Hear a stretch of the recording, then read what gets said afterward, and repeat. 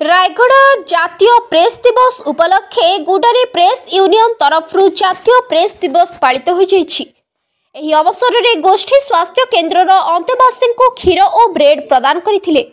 कार्यक्रम परिप्रेक्षी भारप्राप्त थाना अधिकारी श्रीमती समर्पिता स्वाई, डॉक्टर निहार रंजन रणसिंह, समाजसेवी कांची साईराम जोग देथिबा बेले गुडारी प्रेस यूनियन तरफ जगन्नाथ मिश्र, प्रमोद पति, वीरकिशोर नंद, प्रसाद लिमा, लोकनाथ साहू, मकरध्वज कादम्बाड़ू, रवि नारायण देव, सौम्यरंजन पाणिग्राही, साईराम करड़ा, श्रीनिवास प्रमुख उपस्थित रही।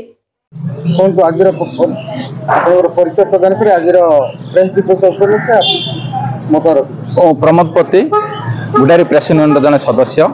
आज जातीय प्रेस दिवस अवसर में आम प्रेस यूनियन तरफ आपण मानक स्वागत शुभकामना।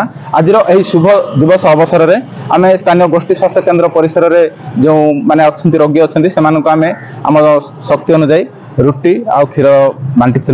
यह कार्यक्रम में आम गुडारी थाना अधिकारी श्रीमती समर्पिता स्वाई आउ मेडिकल अधिकारी डॉक्टर निहार रंजन आम गुडारी सहर स्वेच्छासेवी अच्छा कांची बाबू सबू मिसिक आम मंदिर गुडारी गोष्ठी स्वास्थ्य केन्द्र परिसर में रोगी मान बांटी आउ ए कार्यक्रम द्वारा आम आगक जारी रखू बोली आशा करूँ। धन्यवाद। रायगढ़ जिला गुणपुर उपखंड स्तरीय प्रतिनिधि प्रसाद लिमा रिपोर्ट, संघर्ष टीवी।